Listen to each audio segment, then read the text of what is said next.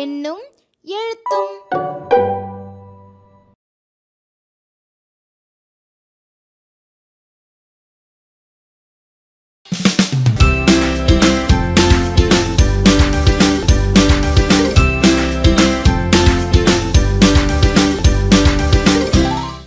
வணக்கம். கதைனாலே எல்லாருக்குமே பிடிக்கும், அப்படிதானங்க? குழந்தைகளுக்கு கேட்கவே வேணாம், அவ்வளவு பிடிக்கும். சரிங்க, கதை சொல்வதற்கான உத்திகள் சிலது இங்க பார்க்கலாமா? குழந்தைகளுக்கு மிகவும் விருப்பமானது என்னது அப்படின்னா கதைகள். கதை சொல்லும் பொழுது குழந்தைகள் இந்த உலகத்திலிருந்து கதைகளோட உலகத்துக்கே நுழைஞ்சிடுவாங்க. அந்த உணர்வோட நம்ம கதை சொல்லணும். கதை நடக்கும் இடம், கதை மாந்தர்கள், இது எல்லாத்தையும் விவரிக்கும் பொழுது குழந்தைகள் அந்த காட்சிகளை கற்பனை செய்யற வகையிலையும் கதை மாந்தர்களை அந்த மனக்கண்ல உணரும் வகையிலையும் வர்ணித்து கதை சொல்லணும். பாதி கதைய கூறி மீதி கதைய குழந்தைகளையே கூறும்படி செய்யணும். வட்டமிடும் மண்ணும் குரு குரு குலவியும் வேகமா வந்தாங்க. வந்து பார்த்தா அவங்களோட நண்பர்கள் எல்லாம் வரிசையா உள்ள மாட்டிக்கிட்டு இருக்காங்க. இப்போ அவங்களெல்லாம் எப்படியாவது காப்பாற்றணும்னு சொல்லி அவங்க என்ன பண்ணாங்க, இவங்கெல்லாம் என்ன பண்ணாங்க, போய் போய் மாட்டிக்கிட்டாங்க. நம்ம மாட்டாமல் எப்படியாவது காப்பாற்றணும்னு நினச்சாலும் அவங்களும் குட்டி குட்டியாக தானே இருக்கிறாங்க. இப்போது உங்களுக்கு நீங்கள் கண்டுபிடிக்க வேண்டியது என்னன்னா, அந்த வண்டும், அதாவது வட்டமிடும் வண்டும் குரு குரு குலவியும், இவங்க ரெண்டு பேரும் சேர்ந்து திட்டமிட்டு ஏதாவது அவங்கள காப்பாற்றிருப்பாங்களா, இல்லை அந்த முள்ளமன்றி சொன்னீங்களே, அவர் தனியாக தானே விளையாடிட்டு இருக்காரு, அவர் நினைச்சா கூட காப்பாற்றலாம்ல, அவர் காப்பாற்றிருப்பாரா? கதையின் முடிவை சொல்லாம கதைய மட்டும் சொல்லி குழந்தைங்க கிட்ட கதையின் முடிவு என்னவா இருக்கும் அப்படின்னு நம்ம கேட்கணும்.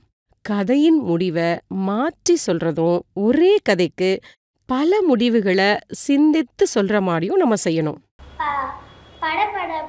பட்டாம்பூச்சி இருக்குல்ல, அதோட ரெக்க ஒண்ணு மாட்டிட்டு இருக்கு.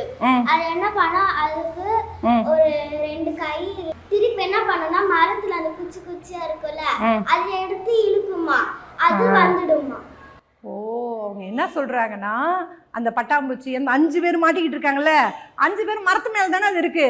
மரத்துல இருந்து குட்டி குட்டியா குச்சி எடுத்து என்ன பண்றாங்க, தங்களுடைய ரெக்கையோ காலோ சிக்கி இருக்குன்னா அந்த குச்சியால எடுத்து விட்டு அவங்களே பறந்து வந்துட்டாங்கன்னு சொல்றாங்க. நல்லா இருக்கா அந்த முடிவு? கை தட்டுங்க. கதைகளை குரல் ஏற்ற இரக்கத்தோட உணர்ச்சியோட கூற செய்யணும். படபடக்கும் பட்டாம்பூச்சி, ரீங்காரமிடும் தேனி. தேனி ஒரு சத்தம் போடும், பார்த்துருக்கீங்களா? ஒரு சத்தம் போடும், அதுக்கு பேர் ரீங்காரம்னு சொல்லுவாங்க. ரீங்காரமிடும் தேனி. குழந்தைகளுக்கு தெரிந்த கதைகளை கூறச் செய்யணும். இந்த மலைக்கும் இந்த மலைகளுக்கும் பாலமே இல்லையா, அப்புறமேட்டுக்கு அவங்க நம்மளே பாலம் செய்யலான்னு முடிவெடுத்தாங்க. அப்புறமேட்டுக்கு அவங்களே அதுக்கேற்ற எல்லா பொருட்களையும் எடுத்துட்டு வந்தாங்க. அவங்க பாலத்தை கட்டி அது மேல நல்லா ஜாலியா ட்ரிப்பை கொண்டாடினாங்களாம். நன்றி. படங்களை காண்பித்து கதைகளை அவங்களே உருவாக்கி கதை சொல்ல செய்யணும். இந்த படத்தை பார்த்து கூட நீங்க என்ன பண்ண முடியும், உடனடியா கதையை சொல்ல முடியும். அடுத்தவங்க சொல்லி கேட்ட கதையை தான் சொல்லணும்னு இல்லை. இதை பார்த்த உடனே கூட இங்க இப்ப இந்த படத்துல என்ன இருக்கு பாரு,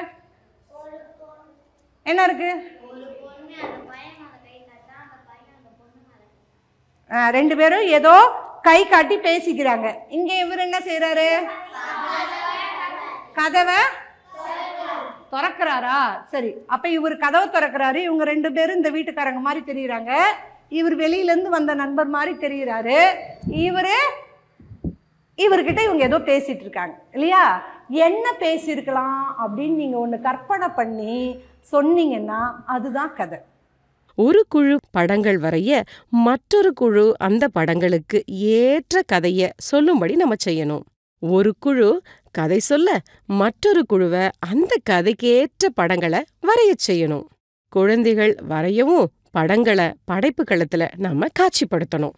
நீங்க கதையோட ஒரு வரிய சொன்னீங்க அப்படின்னா அடுத்த வரிய ஒரு குழந்தை சொல்ல, அதுக்கடுத்த குழந்தை மற்றொரு குழந்தை சொல்ல, இப்படியே வகுப்புல உள்ள அனைத்து குழந்தைகளும் ஒவ்வொரு வரியா சொல்ல செஞ்சு ஒரு புதிய கதையை நம்ம உருவாக்கணும். குழந்தைகளை 2, 3, 4 குழுக்களா பிரிச்சுக்கிட்டு ஒவ்வொரு குழுவிற்கும் ஒரு குறிப்பிட்ட இடத்த தலைப்பை மட்டும் சொல்லி அது தொடர்பான கதைய உருவாக்கி கூறச் சொல்லணும். எடுத்துக்காட்டா கடல், காடு, தோட்டம், வகுப்பறை, இந்த மாதிரி. ஒரு சின்ன கதைய மட்டும் சொல்லி இந்த கதைக்கு தலைப்பே இல்ல, நீங்க ஒரு தலைப்பை சொல்லுங்க பார்க்கலாம் அப்படின்னு கேட்கணும். இந்த கதைக்கு என்ன பேர் வைக்கலாம்? நண்பர்கள் விளையாட்டு. எழுதிடலாமா? இந்த கதைக்கு ஒரு தலைப்பு நண்பர்கள் விளையாட்டு. இந்த மாதிரி உத்திகளை பயன்படுத்தி கதை சொல்றதையும் கதை கேட்டலையும் ஒரு இனிமையான அனுபவமாக மாற்ற முடியும். இந்த உத்திகள் மட்டும் இல்லைங்க, நீங்களே கரும்பலகையில சொற்கள், தொடர்கள் எழுதி போட்டு கதை உருவாக்க வைக்கலாம்.